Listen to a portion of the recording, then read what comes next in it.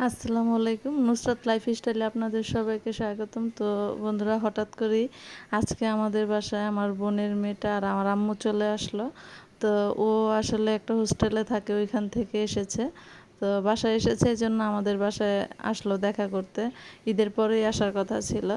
তো আসলে ওকে দেখে ভাবছি মনে মনে যে কত ছোট ছিল, কিন্তু এখন সে কত বড় হয়ে গেছে। আগে ছোটবেলায় ও আমার সাথেই থাকতো, আমি আরও একসাথে থাকতাম। তো আমার ছেলে আসলে যেই কোনো নতুন মানুষ পেলেই সে খুবই খুশি থাকে।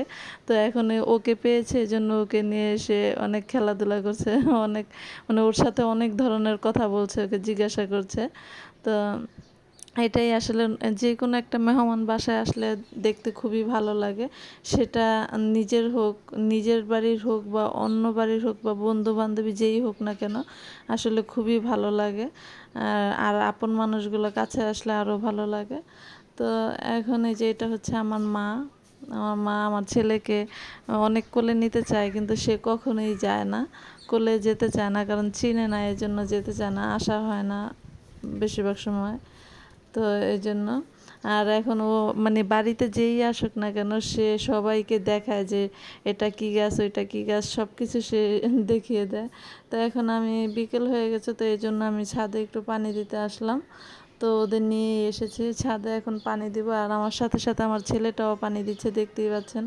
ও সবসময় প্রতিদিন আমি যখনই পানি দিতে যাই ছাদে, সে আমার সাথে সাথে এই ছোটো বালতিটা দিয়ে দিয়ে সে পানি দেয়।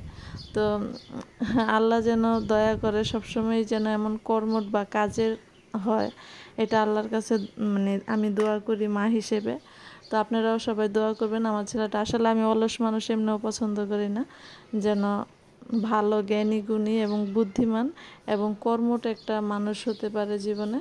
আমি আল্লাহর কাছে সেই দোয়াই করি। তো যাই হোক, ছাদ থেকে চলে আসলাম। এখন যেহেতু বাসায় হঠাৎ করে ওরা চলে আসছে, একটু নুডলস রান্না করব নাস্তা দেওয়ার জন্য।